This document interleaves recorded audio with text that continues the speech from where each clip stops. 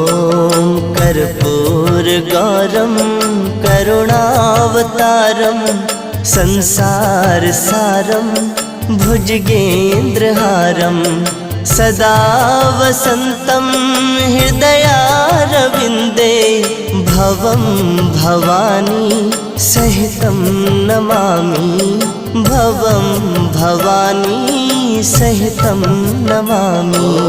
कर्पूरगौरं करुणावतारं संसार